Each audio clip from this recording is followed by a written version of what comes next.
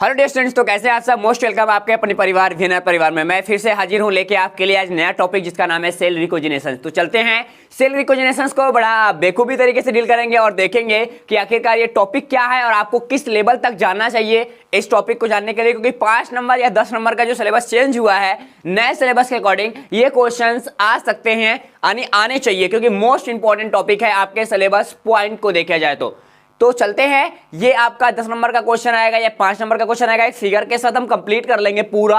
आपको कैसे लिखना है वो बता दूंगा, कैसे पॉइंट देने हैं वो भी बता दूंगा। तो चलते हैं, बड़े चलते हैं अपने टॉपिक की तरफ। और आपको बता दूं कि हमारे लर्निंग प्लेटफॉर्म के बारे में जरूर बताइए स्टूडेंट्स को, अपने क्लास मेंबर्स को, बाकी लोगों को, ताकि हम लोगों के साथ अच्छे से कनेक्ट कर सके और उनको कम फीस में, बेहतर फीस में उनको स्टडी मटेरियल, अपनी बुक और बाकी जो मटेरियल है वो और प्रोवाइड कर सकूं। और आने वाले दिनों में हम लोग वीएनआर क्वेश्चन बैंक लेने वाले हैं यूनिवर्सिटी के लिए, जिसमें आप एक 100 पेज की किताबें मिलेंगी पतली पतली सी, जिसकी प्राइस शायद 70-80 रुपए होगी, और आप उस पुस्तक से अच्छे तरीके से पढ़ाई कर सकते हो, कोई दिक्कत रउआ लोग के ना हुई। ठीक, तो चलिए हम लोग आगे देख लेते हैं। सेल रिकोजिनेशंस यहाँ पे बात करता है सबसे फर्स्ट पॉइंट्स की। आखिरकार ये जो सेल रिकोजिनेशंस है वो है क्या सेल रिकोजिनेशंस है क्या? तो कहता है कि सेल रिकोजिनेशंस एक सेल की एबिलिटी होती है, एक सेल की क्षमता होती है जो अपने पड़ोसी सेलों से उन सेल को अलग करती है। जस्ट हम फिगर दिखाएंगे तो अभी आपको क्लियर हो जाएगा। तो ध्यान देना, जो सेल रिकोजिनेशंस हैं वो एक ऐसी सेल की कैपेसिटी होती है जिसपे एक प्रकार के जो पड़ोसी सेल्स होते हैं वो किसी दूसरे प्रकार के पड़ोसी सेल से अलग होने की क्षमता को रिप्रेजेंट करते हैं या अलग क्षमता होती है। अब यहाँ पे बात करते हैं दिस फिनोमिना की बात करता है। ये जो हमारे पास ये जो घटना होती है, यानी जो अलग होने की घटना होती है, ये होती कैसे है इसके बारे में बात करना। तो ध्यान देना है, जो घटना एक कंडीशंस में होती है, ध्यान देना, क्या एक घटना जो ये हो रही है, जो सेल रिकोजिनेशंस होते हैं, एक स्पेशल कह सकते हो कि एक घटना होती है, एक फिनोमिनल कंडीशंस हैं, ठीक, एक एक्सीडेंटल कंडीशंस होती है। तो ध्यान देना, जब कोई भी अपोजिट साइड का कोई भी अपोजिट साइड का जो सेल्स होता है किसी दूसरे स्पेशल सेम मॉलिक्यूल से जब मिलते हैं, सेम मॉलिक्यूल से मिलते हैं, तो इस प्रकार के जो हमारे सेल्स होते हैं वो रिसेप्टर की तरह काम करने लगते हैं। रिसेप्टर की तरह काम कर लेते हैं और अपने सेल से एक उस मॉलिक्यूल्स को अटैच कर लेते हैं। क्या करते हैं? उस मॉलिक्यूल्स को अटैच कर लेते हैं। ये शुरुआत का जो कंडीशंस होता है उसको हम लोग क्या कहते हैं? उसको कैस्केड के नाम से जानते हैं। तो चलो आओ दिखाते हैं आपको। यहाँ पे कह रहा है कि ध्यान देना कि हमारे पास ये जो फिनोमिना कंडीशंस हैं ये कब होगा? ये स्पेशली जो हमारे पास कंप्लीमेंट्री मॉलिक्यूल्स होते हैं, ठीक, अपोजिट साइड के अंदर, अपोजिट सेल के अंदर उनके सरफेस में मिलते हैं, और जैसे ही सरफेस में मिलते हैं तो वहां पे एक रिसेप्टर लगा होता है। रिसेप्टर लगा होता है। वन सेल के सरफेस पे एक रिसेप्टर लगा होगा, वो उसको बॉन्ड यानी बांध लेगा किस पे? एक स्पेशल लिगेंड द्वारा। लिगेंड का मतलब होता है एक जुड़ने वाला पदार्थ। लिगेंड को द्वारा बांध लेगा किससे? नियर, क्या बोला है यहाँ पे? नियर बाई सेल, यानी जो पड़ोसी सेल्स होंगे वो एक विशेष लिगेंड के द्वारा, ध्यान देना, एक जो पड़ोसी सेल्स होंगे या आसपास वाले सेल्स होते हैं एक स्पेशल लिगेंड के द्वारा अपने सरफेस पे किसी मॉलिक्यूल्स को बांध लेते हैं, इसलिए उनको रिसेप्टर यहाँ पे बोला जा रहा है। और इस पूरे कंडीशन को कैस्केड, क्या कहते हैं? कैस्केड इवेंट कहा जाता है। क्या कहते हैं? कैस्केड इवेंट कहते हैं। और ये जो रेगुलेट सेल बिहेवियर, ठीक, यानी कहने का मतलब यहाँ पे है कि इस सेल के अंदर, पहले तो हमने क्या समझा?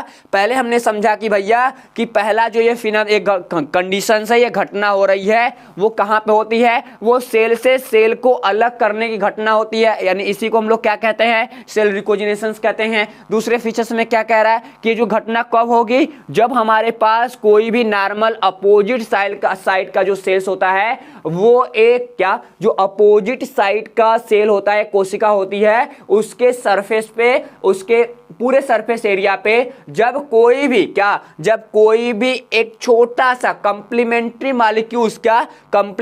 मॉलिक्यूल्स अटैच होता है या मिलता है या जुड़ता है, तब ये घटना देखने के लिए मिल जाएगी। दूसरी बात कह रही है, ठीक उसके नीचे यहाँ पे कह रहा है कि ये घटना के बाद एक जो कोशिका होती है, जो सेल्स होती है, तो एक सेल की जो सतह होती है, सरफेस होती है, वहां पे एक छोटा सा रिसेप्टर लगा होता है। क्या होता है? छोटा सा रिसेप्टर लगा होता है, और वो छोटा सा रिसेप्टर बाहर से आने वाले जितने भी मॉलिक्यूल्स होते हैं उस सरफेस पे, उसको क्या करता है? बांध लेता है, यानी अटैच कर लेता है। क्या करता है? अटैच कर लेता है, यानी बांध लेता है। और उसी अटैच को हम लोग क्या बोलते हैं? यहाँ पे क्या बोल रहा है इनको? कैस्केड के नाम से जानते हैं। क्या कहते हैं? कैस्केड के नाम से जानते हैं। और कैस्केड इसका शुरुआती भाग होता है। क्या कहता है? कैस्केड की शुरुआत करता है। ध्यान देना, क्या? एक कैस्केड की शुरुआत करता है। और सेल बिहेवियर के अंदर देखा जाए, क्या सेल बिहेवियर के अंदर देखा जाए तो ये काफी सिंपल एडिशन होता है। क्या?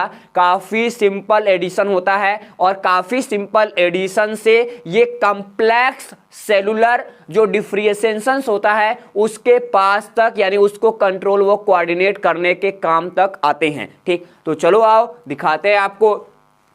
तो कहता है कि ये रेगुलेट करता है, रेगुलेट सेल बिहेवियर, पहली बात। एंड दूसरा, ये सिंपल एडिशन। एडिशन का मतलब होता है दो सेल को जोड़ने वाले। Simple addition to complex cellular differentiation का मतलब होता है कि यहाँ पे हम लोग उनको बांट देंगे, यानी यहाँ पे जो सिंपल सेल एडिशन होता है, सिंपल सेल एडिशन से कॉम्प्लेक्स सेलुलर बंटवारा के तरफ, यानी सेल की बंटवारा के तरफ हम जब बढ़ते हैं तब ये सेल रिकोजिनेशन की घटना देखने के लिए हमारे सेल के अंदर मिल जाती है। और आपको बता दें कि जो पूरा एक इवेंट हो रहा होगा, ये पूरी घटना हो रहेगी, ये मेम्ब्रेन पे होता है, यानी प्लाज्मा मेम्ब्रेन के अंदर होता है। इसलिए मैंने अपने बुक के अंदर प्लाज्मा मेम्ब्रेन वाले चैप्टर्स में ये सारे चीजें बेखूबी से एकदम टॉपिक बाय टॉपिक डिटेल करके दिया है, ताकि आप जो स्टूडेंट्स हो बाद में आपके पास किताबें पहुंचे तो आप सही तरीके से अपनी स्टडी कर सके और समझ सके कि हम आपको बताना क्या चाहते थे। और यहां पे तो बता ही रहे। अब बोल रहा लाइक अदर सेलुलर फंक्शंस, मतलब भैया ये इनके कहने का मतलब क्या है? इनके कहने का मतलब है कि ये अन्य जो सेलुलर गुण होते हैं, अन्य जो कोशिकीय गुण होते हैं, उसके जैसा ही कार्य करता है। क्या? अन्य सेलुलर जो कोशिकाएं होती है हमारी, उनके जैसा ही काम करता है। और जो सेल रिकोजिनेशन होता है, क्या जो सेल रिकोजिनेशन होता है, इसको मान्यता मिलता है जीन एंड प्रोटीन में। क्या? जीन एंड प्रोटीन में इमीडिएटली म्यूटेशंस के लिए। ध्यान देना, ठीक, इंपैक्टेड बाई, ध्यान देना, इंपैक्टेड बाई डिटरमिनेटल यहाँ पे mutations and genes and proteins involve and the subject to error. ध्यान देना इसकी बात कि भैया जो हमारे जो सेलुलर फंक्शंस होते हैं ना, उसके जैसा एक काम करता है, लेकिन इसको एक मान्यता दी गई है। क्या? इसको एक मान्यता दी गई है। कौन सी मान्यता दी गई है? ये इंपैक्ट डालता है, प्रभाव डालता है किस पे? ये म्यूटेशन पे। किस पे? म्यूटेशन पे। तो ध्यान देना, ये म्यूटेशन पे प्रभाव डालता है। एंड जो हमारे प्रोटीन और जीन्स का रेगुलेशंस होता है हमारे बॉडी पे, यानी हमारे कोशिकाओं में, हमारे सेल में, उसको भी कहीं ना कहीं इंपैक्ट करता है, यानी उसको भी कहीं ना कहीं इफेक्टेड करने का काम करता है। और ध्यान देना, जब इफेक्टेड होंगे तो हमारे सेल के अंदर एरर कंप्लीट होते हैं, यानी एरर पैदा होते हैं। और ये एरर काफी नुकसानदायक होते हैं हमारे सेल्स के लिए। यानी दो सेल्स होंगे, जैसे अभी ट्रेन है, ट्रेन चल रहा है, ट्रेन का बंटवारा कर दिया जाए। क्या? ट्रेन का बंटवारा मतलब जस्ट लाइक एक ट्रेन का पीछे वाला कुछ डिब्बे हमारे छूट जाए, जैसे सेल का एडेसिव पार्ट से ऐसे जुड़ा हुआ है, ठीक, तो यहाँ पे क्या करें, इनको ऐसे छोड़ दें। छोड़ने में क्या होगा? दोनों सेल अलग अलग हो सकता है, एक्सीडेंट हो जाए, स्पीड अच्छी खासी हो तो अब तो वहां पे काफी नुकसान हो सकता है। उसी टाइप से जो हमारे सेल्स आपस में सेल एडिशन द्वारा लगे होते हैं, बाद में उनका सेलुलर कॉम्प्लेक्स सेलुलर डिफरेंशिएशन हो रहा है, तो मतलब वो अलग अलग हो रहे हैं, तो काफी नुकसान झेलने के लिए मिल सकता है। किसी के पास कुछ और मैसेज है, किसी के पास कुछ और मैसेज है, वो पूरा होगा नहीं करेगा, तो कुछ ना कुछ कमी देखने के लिए मिल जाती है। इस चीज को ध्यान देना और जानना, बायोलॉजिकल इवेंट है यह, ऐसा नहीं कि कोई ह्यूमन कराता है इसको। क्या? कोई ह्यूमन कराता है? जो कोशिका की मान्यता दी गई है, यानी सेल और रिकोजिनेशन की जो मान्यता दी गई है, ठीक, और ये जो घटनाएं होती हैं ये बायोलॉजिकली इवेंट होते हैं। क्या बायोलॉजिकली इवेंट होते हैं। अब इसमें पशु किसान जो होते हैं और इसके माइक्रोबायोम जो होते हैं, मानव जो चिकित्सा होती है, ठीक, यहाँ पे काफ़ी महत्वपूर्ण कंडीशन से ये निभाए जा रहे हैं। तो ध्यान देना, यहाँ पे कहता है कि जो सेल सेल रिकोजिनेशंस होता है वो इम्पोर्टेंट फॉर, यानी इंपॉर्टेंट भी है, महत्वपूर्ण है किसके लिए, एनिमल डेवलपमेंट के लिए, माइक्रोबायोम्स के लिए एंड ह्यूमन मेडिसिन के लिए। तो ध्यान देना, जो हमारे पास सेल रिकोजिनेशंस होते हैं ये 3 फॉर्म के लिए काफी इंपॉर्टेंट है। नाम याद रखना, मल्टीपल चॉइस के लिए, ठीक, क्या कि यहाँ पे सेल जो रिकोजिनेशन है किसके लिए फायदेमंद है, तो ध्यान देना, animal development, microbiomes and human medicine के लिए मोस्ट इंपॉर्टेंट टॉपिक होता है हमारा सेल रिकोजिनेशंस। ये लाइन आप सही तरीके से याद करके रखेंगे, मोस्ट इंपॉर्टेंट है। चलते हैं थोड़ा सा आगे। ये हमारे पास एक पिक्चर दिखाई दे रहा है, शायद आपको कलर कॉम्बिनेशन थोड़ा सा डिटेल हो, मतलब थोड़ा सा ज्यादा व्हाइट हो, हम थोड़ा सा इसको डार्क कर रहे हैं ताकि आपको क्लियर करा सके।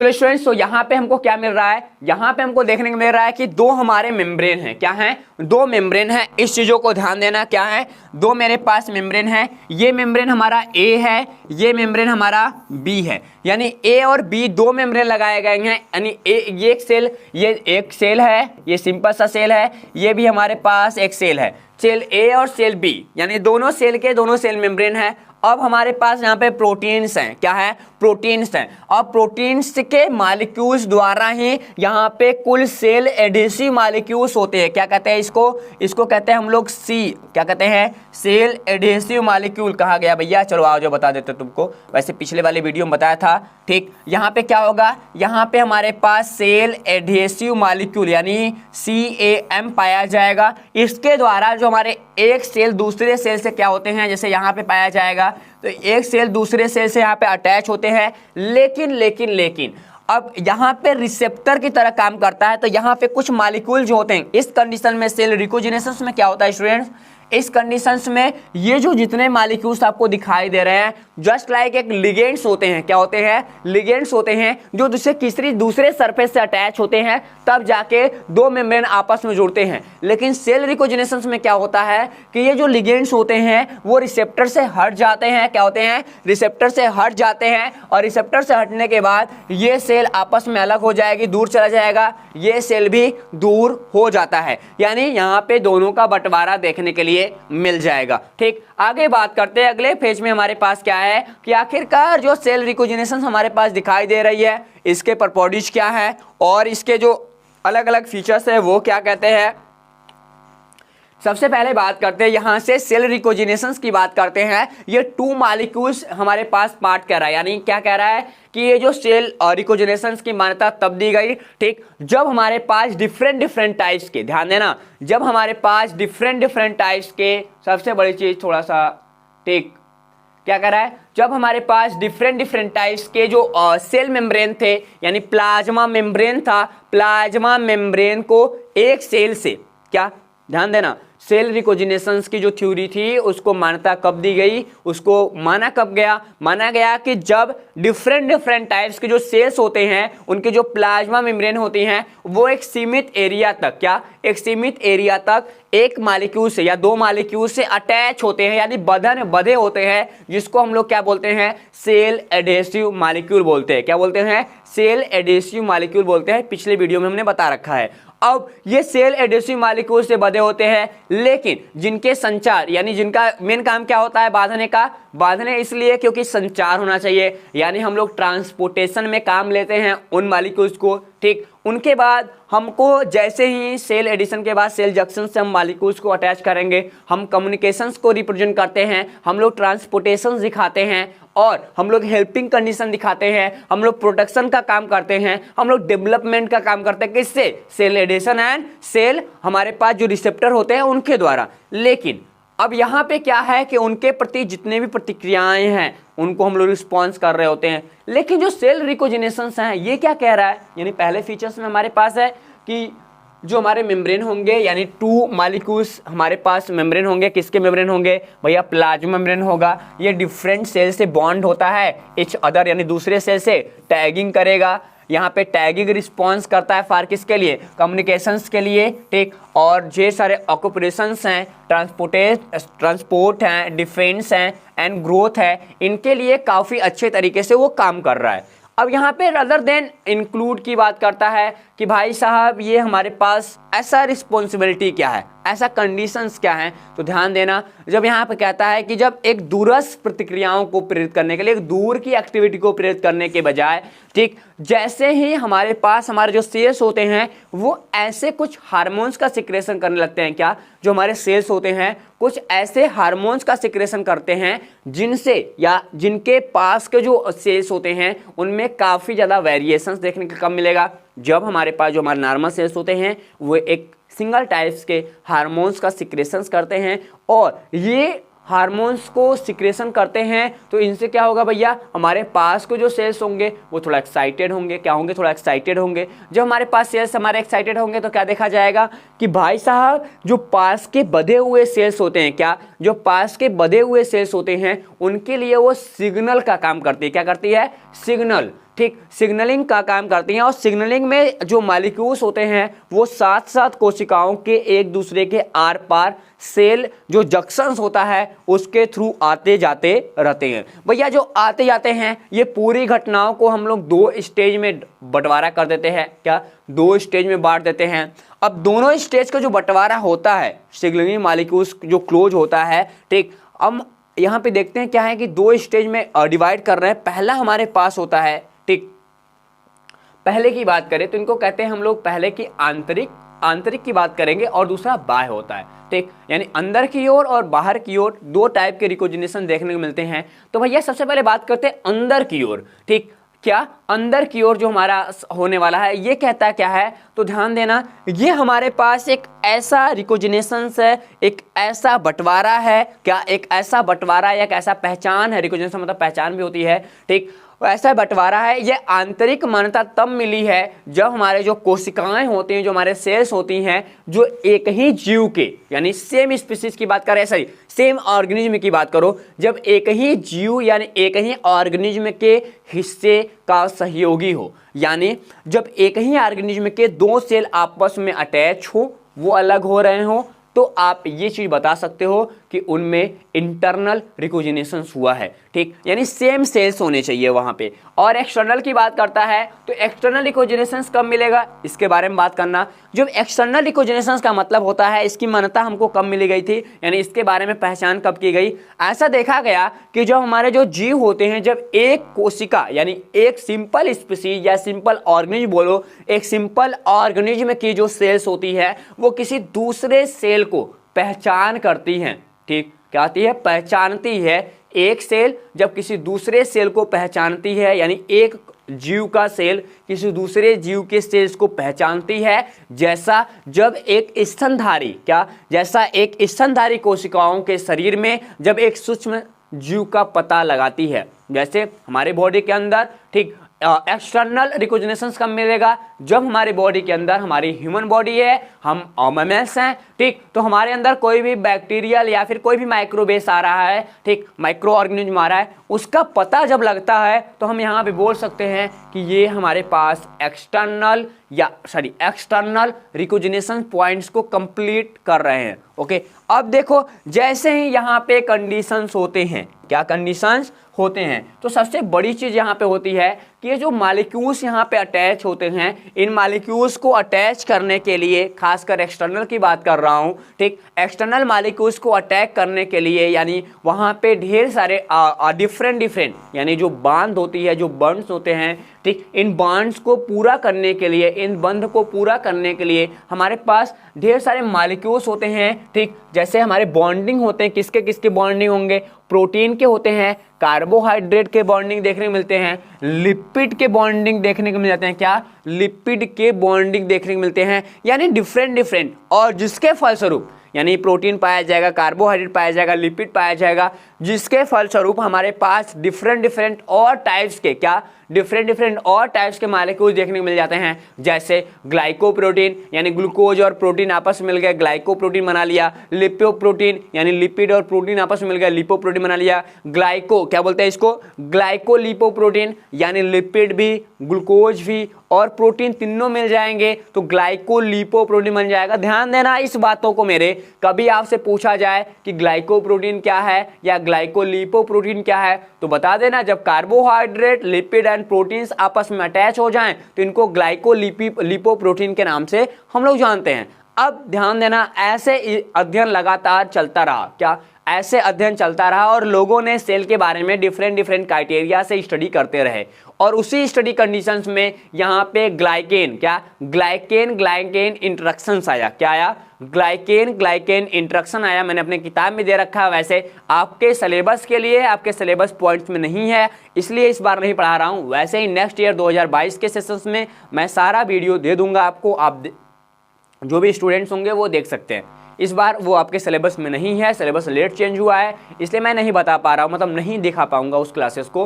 तो यहाँ पे क्या होता है, यहाँ पे ग्लाइकेन इंटरेक्शंस होता है जिसमें लगभग क्या होता है 200 से 300 न्यूक्लियोपेयर मतलब ग्लाइको पेयर की बात कर रहा है, ठीक। तो ध्यान देना यहाँ पे क्या होता है 200 से 300 जो हमारे पास पेयर मिलते हैं, किसके, ग्लाइकॉन्स के पेयर मिलते हैं और ये ग्लाइकॉन्स के पेयर आपस में मिल जाते हैं जो ग्लाइकॉन इंटरेक्शंस का भूमिका निभाते हैं। आपको ये प्लाज्मा के अंदर हमारे बुक के अंदर देखने के लिए मिल जाएगा।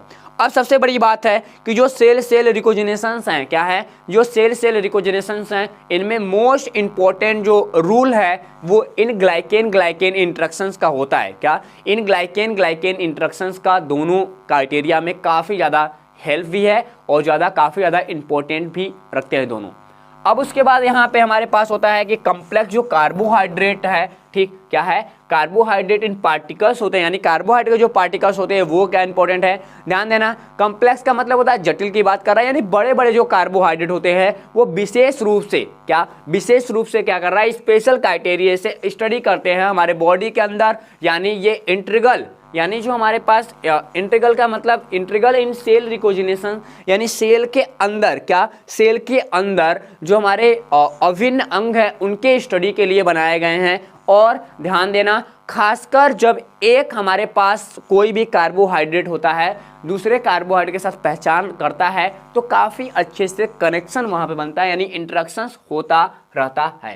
ध्यान देना, यहाँ पे स्पेशली की बात कर रहा है, स्पेशली व्हेन इट द यहाँ पे रिकोगनाइज्ड बाई कंप्लीमेंट्री कार्बोहाइड्रेट यानी जब हमारे पास पूरा कोई भी कार्बोहाइड्रेट यानी कंप्लीमेंट्री कार्बोहाइड्रेट आता है तो वो काफ़ी अच्छे से पहचाना जा सकता है, ठीक। और इन ऑर्डर, ठीक, इसी ऑर्डर की बात करें, इसी पूरे ऑर्डर के अंदर तो हमारे आसपास यदि हम ठीक तरीके से देखा जाए तो हमारे जो सेल्स होते हैं वो एक से अधिक जो बॉन्ड्स होते हैं उनको बनाए रखते हैं और इन बॉन्ड्स को जो साइट्स होती है जहाँ पे इनकी जगह होती है उस जगह पे देखा जाता है, क्या, उस जगह पे देखा जाता है कि काफ़ी अच्छे से हमारे प्रोटीन्स बनाए गए हैं यानी जो भी हमारे पहचान है, जो भी हमारे साइट्स है उन साइट्स को कम्प्लीटली डिजाइन करने के लिए हमारे जो कार्बोहाइड्रेट हैं वो अच्छे तरीके से मिक्स होकर उस सेल के आउटर लेयर पे कम्प्लीटली फोकस करते हैं। तो ध्यान देना, यहाँ पे कह रहा है proper bonding site in cracks in surrounding areas and, ठीक। तो मतलब यहाँ पे है कि हमारे जो कम्प्लेक्स कार्बोहाइड्रेट होते हैं, क्या, कम्प्लेक्स कार्बोहाइड्रेट्स होते हैं वो सही तरीके से बांधे रखते हैं किसको, कंप्लीमेंट्री कार्बोहाइड्रेट के साथ और यहाँ पे फ्लेक्सिबल इंटरेक्शन सिस्टम बनाते हैं, क्या करते हैं, क्रिएट कर रहे होते हैं किसको, फ्लेक्सिबल इंटरेक्शन सिस्टम का मतलब होता है परस्पर यानी लचीला परस्पर जो क्रियाएं होती हैं उनके अंदर उनको वो बनाने में सक्षम होते हैं। तो ध्यान देना, जो सेल हैं, सेल का मतलब जानते हो ना, जैसे वो ब्रिज देखो, ब्रिज नहीं, वो पीपा पुल होता है जो गंगा जी के नदी में बड़े बड़े वो पता नहीं क्या लगाए जाते हैं वो कैन की तरह, ठीक। तो वो उनमें क्या था, अभी देखो ऐसे ऐसे झूलता है ना, उनको कहते हैं लचीला। क्या कहते हैं? लचीला कहते हैं उनको, फ्लेक्सिबल कहते हो क्या, उनको ऐसे ऐसे हो रहा था वो फ्लेक्सिबल हो गया और एक दूसरे से कनेक्ट है तो वो क्या हो गया, एडहेसिव मॉलिक्यूल से वहां पे उनको चिपकाया गया है। तो अब क्या कह रहा है, इंटरेक्शन मतलब एक दूसरे के साथ वो इंटरेक्शन भी क्रिया कर रहे हैं, परस्पर क्रिया भी कर रहे हैं, लेकिन एक दूसरे के साथ लचीले हैं। तो हमारे बॉडी में जैसे सेल्स हुआ, जैसे हमने इसको ऐसे दबाया तो ऐसे दबाया तो यहाँ पे फ्लेक्सिबिलिटी है। अब ऐसे तरह ये मेटल की तरह हार्ड हो जाएगा, जैसे ये है, ये मेटल की तरह हार्ड हो जाए तो काफी, इसको तो पिचका नहीं सकते। तो यहाँ पे लचीला जो इंटरेक्शंस होते हैं वो कार्बोहाइड्रेट के द्वारा ही बनता है, यानी मोस्ट इंपॉर्टेंट है कार्बोहाइड्रेट हमारे एक्सटर्नल रिकोजिनेशन पॉइंट्स के बेसिस पे। ठीक, अब बात करते हैं यहाँ पे कि हमारे पास जो इंटरेक्शंस होते हैं, ठीक, वो काफी वीक होते हैं। ध्यान देना, जो हमारे पास इंटरेक्शंस होते हैं वो काफी वीक होते हैं। जैसे अभी नदी में वो जो पुल बनाया गया है उस पे तेजी से ऐसे ऐसे अब तुम टेम्पू लेके जाओ और वो कोई भी कार लेके जाओ तो काफी आपको प्रॉब्लम हो सकती है। तो ध्यान देना, हमारे पास जो हमारा इंटरेक्शंस होता है वो काफी वीक होता है। नॉर्मल एक्टिविटी करने के लिए होता है, क्या, नॉर्मल एक्टिविटी करने के लिए होता है। लेकिन हम यहाँ पे देखते हैं कि इसकी जो लिमिटेड कंडीशंस है वो सबसे ज्यादा कहाँ मिलेगी हमको, वेरियस टाइप में स्टडी। आज के समय हम लोग वेरियस टाइप की अलग अलग वैरायटी में टेस्ट किया, अलग अलग सब्जेक्ट में जब मैंने टेस्ट किया, मैंने नहीं, स्पेशली बुकों में हम लोगों ने एक्सपेरिमेंटल वैल्यू को फाइंड करके वहां पे जब लिख रहे थे तो वहां पे ये आया था कि जो हमारे सेल्स में जब हम डिफरेंट टाइप्स के सेल्स की वैरायटी के अंदर सेल रिकोजिनेशंस को पढ़ रहे थे या बता रहे थे आपको, तो ऐसा माना गया कि जो क्रियाएं होती हैं वो काफ़ी लचीली होती है, लेकिन जो इंटरेक्शंस होता है, ठीक, यानी यहाँ पे फ्लेक्सिबल इंटरेक्शन सिस्टम होता है वो काफ़ी वीक होता है। कैसा होता है, काफ़ी इंटरेक्शंस काफ़ी वीक होता है, ठीक, और इस वीकनेस के साथ ये पूरा इंटरेक्शन बनाया जाता है। और हमने माना ऐसा कि इसके डिफरेंट टाइप पे, यानी डिफरेंट मीडियम में इसका स्टडी किया गया और डिफरेंट मीडियम में जब स्टडी किया गया तो पाया गया जिसमें से हमारे पास माउस, यानी जो मूस होता है ना, चूहा का जो एम्ब्रियो सेल था, क्या था, चूहा का जो एम्ब्रियोनल सेल था, एम्ब्रियोन सेल पे स्टडी किया गया। एंड उसके बाद हमारे पास कॉर्डियल एपिथेलियल सेल्स था, क्या था, यहाँ पे क्रेनियल की बात करें, क्रेनियल, और यहाँ पे एपिथेलियल सेल्स था। ह्यूमन का एम्ब्रियल, यहाँ पे क्रोनिक सेल्स, ह्यूमन का एम्ब्रियो, क्या बोलते हैं इसको, ह्यूमन का एम्ब्रियोन का मतलब, एम्ब्रियोन का मतलब होता है कि जो उसकी भ्रूणीय अवस्था की होती है, यानी मानव भ्रूण का। यहाँ पे कार्सिनेमा जो था, क्या था, कार्सिनेमा था। तो कार्सिनेमा को भी स्टडी किया गया, किस पे बेसिस पे, कार्बोहाइड्रेट के बेसिस पे। और ये सारे लोग जब स्टडी करके मिला तो ये फ्लेक्सिबल इंटरेक्शन सिस्टम को ही रिप्रेजेंट करते थे। ठीक, अब उसके बाद हमारे पास जो फंक्शंस की बात करेंगे भैया, तो बेसिक चीज़ें हैं कि ये कहाँ काम करती हैं। तो हमको बता देना, जो एक्सटर्नल के बाद इंटरनल रिकोजिनेशंस हैं वो सबसे ज़्यादा काम करती हैं सेल के ग्रोथ कराने में, सेल के डेवलपमेंट में। ठीक, जो रिकोजिनेशन साइट है वो इंजरी रिस्पॉन्सिबिलिटी, यानी जब आपको चोट लग जाता है तब भी वो आपको कहीं ना कहीं हेल्प करता है। जैसे कभी चोट लग जाता है, कोई फोड़ा हो गया, वहाँ पर जो मवाज बनता है ना, जो जिसको पस कहते हैं, वो जब बनता है तो वहाँ पे भी काफ़ी इंपॉर्टेंट होता है इस कंडीशंस का। और रेड ब्लड सेल्स जो होते हैं उनके बनावट में भी और उनके पूरे लाइफ साइकिल्स में भी काफ़ी इंपॉर्टेंट है हमारे सेल रिकोजिनेशंस का। ठीक, तो देखो ये काफ़ी एक जटिल प्रक्रियाएं थी जो मैंने आपको समझाने की कोशिश किया। वैसे जिसको समझ में नहीं आएगा एक बार बताइएगा, हम एक बार आपको पुनः दूसरे किसी वीडियो में लाइव सेशंस में, आपको जिसको भी डाउट होगा वो लाइव सेशन में हमसे पूछ लेगा, हम उसके क्वेश्चंस का सही तरीके से क्लियरिटी कर देंगे कि स्टूडेंट्स आपको पढ़ने क्या है, एक्चुअली क्या होता है। मैंने टाइप टू टाइप एक चीज़ों को बताने की कोशिश किया है अपने इस पूरे 20 से 25 मिनट के जो वीडियो हमारे थे उन सेशंस में। तो मिलते हैं अगले क्लास में लेके आपके लिए यहाँ पे ट्रांसपोर्ट सिस्टम्स। उससे पहले हम पढ़ेंगे यहाँ पे सेल जंक्शन, उसके बाद हम चलेंगे ट्रांसपोर्ट सिस्टम के पास। तो तब तक के लिए आप सभी को take care, bye bye and जय हिंद।